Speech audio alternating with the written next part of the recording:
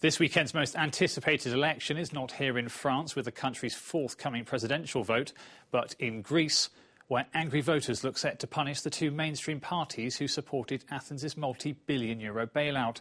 Nikos Konstantaras, managing editor of the Hairdresser Eirini newspaper, joins us now from the Greek capital, Athens. Nikos, do Greek voters expect this election to actually change anything, or is it more about giving the political class a bloody nose?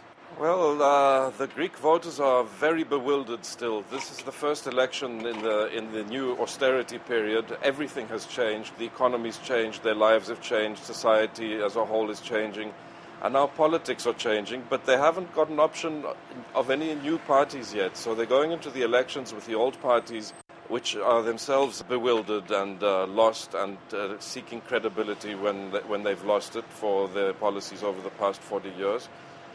Which means that the fringe groups have been gaining a lot. But the fringe groups, everybody understands, are not an alternative. So we really are not sure what this election is leading to. What it means more than anything is the end of the old order that we had, which was very stable, with the two main parties getting 80% of the vote between them and alternating in power for the last decades, since 1974. Isn't the case that whoever takes power after Sunday, with whatever coalition, they're going to be forced to implement the terms of this bailout, aren't they? Absolutely. Now the election has come down to the parties that have backed the bailout agreement half-heartedly, or a little more or a little less, and the parties that are vehemently opposed to the bailout. Now the ones that are opposed to the bailout say everything can be worked out quite fine if we stop payments, if we come to another negotiation and so on, which the serious people understand is not an option.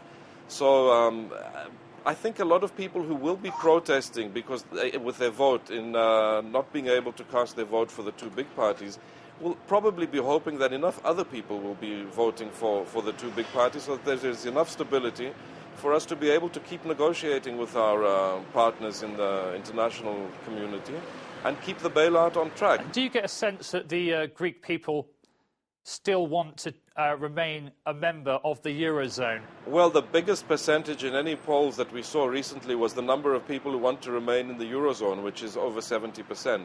The issue here is if we leave the eurozone, there will be no incentive to reform the country, and the country needs reforms because it hasn't been carrying out any reforms for the last decades. So if we left the eurozone, we would be sinking or swimming completely on our own, without friends, without any stability coming from anywhere.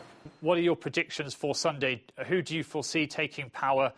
Could we perhaps see a coalition, a marriage of convenience, shall we say, between the new democracy and the socialists? It seems that they would be the most stable and determined coalition to get through the difficulties that we have ahead. Anything else would be very risky for the parties involved as well. It wouldn't last very long because the other parties are all much smaller and would have to make huge deals to get each other on board, and then that would fall apart very quickly. We have no experience of coalition and cooperation or compromise between political forces. It's always been one or the other. The fact that they were very similar in their policies just confused the issue, but it was one party or the other, not a compromise, not a coalition. So it's all new from Monday onwards.